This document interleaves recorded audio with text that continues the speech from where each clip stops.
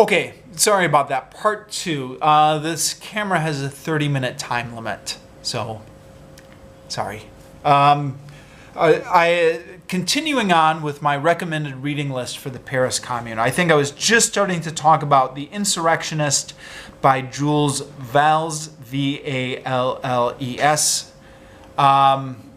So he was actually a member of the Paris Commune, and when I say member, he actually had an official government post. I think he was Minister of Education, if I remember rightly.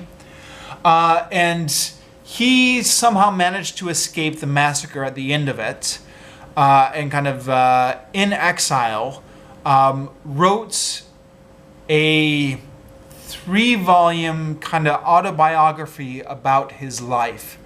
But it's, I believe the term is Roman à clef. Is that what they call it? Like, it's his life, but he kind of changed some of the names for, I don't know, legal reasons or to avoid embarrassment and stuff like that. So there's the child, the bachelor, and then the last one is the insurrectionist. I think sometimes it's called the revolutionary. The insurrectionist starts in 1857 and goes kind of traces his kind of history and kind of the Paris radical left, and then it goes kind of all the way through the Paris Commune.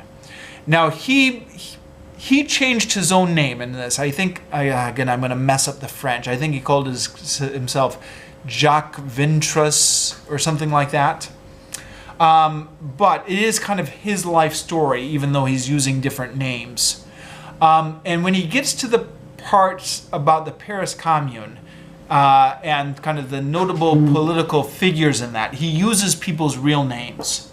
Now, historians kind of still debate about which parts of this he fictionalized and which parts of this are straight up autobiography. And maybe nobody knows. But I like to think it's autobiography. I mean, who knows? I like to think it's autobiography. Makes the book more interesting. So this is like a first-hand account, like not a historian's account, but a first-hand account of the different people in the Paris Commune. Because he kind of writes like kind of brief character portraits of some of the other people he served with in the Paris Commune, some of the other famous names. He recalls some of the debates that he had with some of the other members of the Paris Commune, like not public debates, but just kind of sitting over coffee type debates. And it's really interesting. Now, unfortunately, this book is really hard to get a hold of. Or it would be, except that we live in 2018 and it's never been easier to track down old books. You can probably find a copy. I don't know. I ordered mine off of Amazon.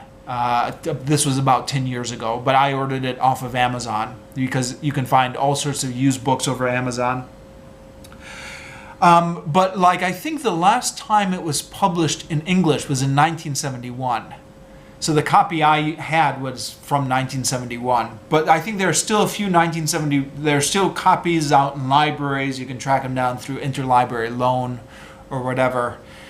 Of the 3 books in this trilogy, the first one, The Child, actually got republished recently. By recently, I mean like the last 10 or 15 years in English, and got kind of really well received. People were taking an interest in it.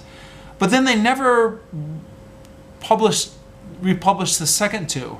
The middle book, The Bachelor, I don't think has ever been translated into English at all.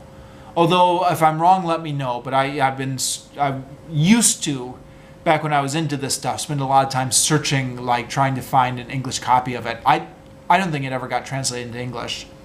And then The Insurrectionist was last published in English in 1971.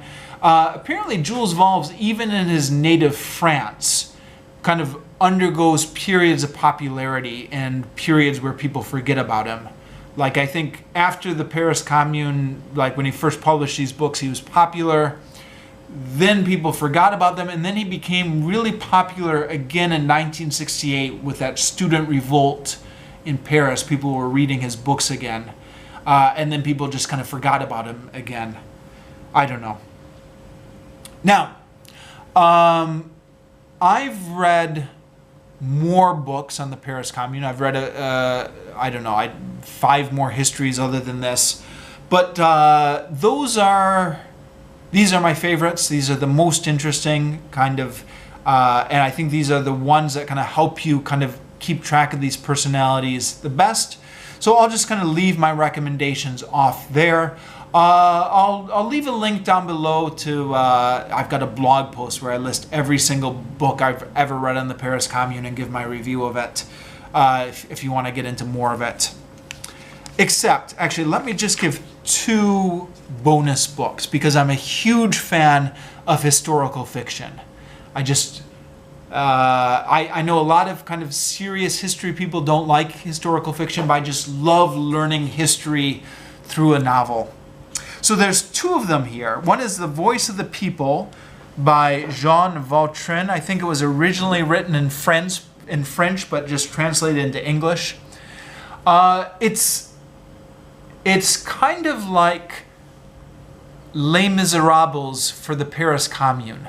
It's got that kind of Les Miserables, Victor Hugo-esque plot, where there's like a policeman, and there's a radical revolutionary, and there's also like a crime boss, you know, so there's also the Paris underground crime, just like there is in Les Miserables.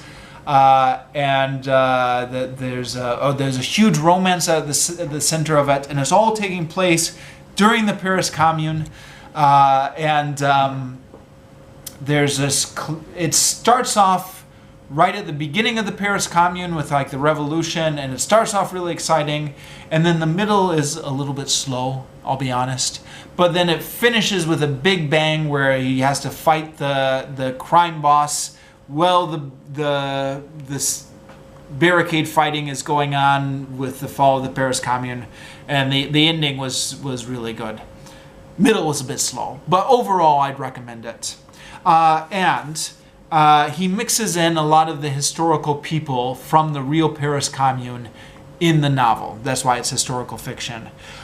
Jules Valles, who I was just talking about previously, was one of the major characters in it.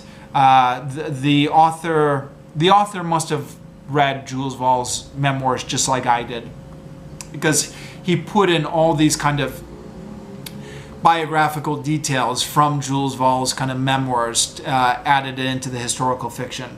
So if you read this after you've read The Insurrectionist, you can kind of catch all these references.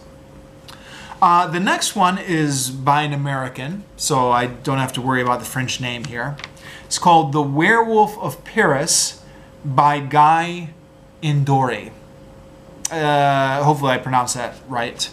So, this one is a bit bizarre, but bizarre is good every once in a while, huh? So this has an interesting history. This was written in 1933, and the guy was a screenwriter. His first name is Guy, but I'm also calling him Guy.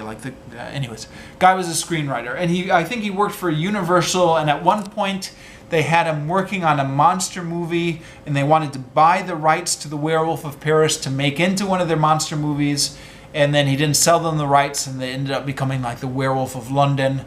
And some people on the internet, I don't know, some people are of the opinion that, you know, the Wolfman movies kind of were loosely inspired by this book. Plot-wise, there's nothing kind of similar, but the fact that The Werewolf of Paris was a very popular novel in the 1930s maybe kind of influences Universal's decision to make the Wolfman movies. I think, when did the first Wolfman movie come out? 1940? Because, you know, like Dracula is based on the novel Dracula. Frankenstein is based on the novel Frankenstein. But the Wolfman, right, there's no Wolfman novel except The Werewolf of Paris, which was a really big, popular novel in 1933. Or I don't know, maybe I'm stretching too much.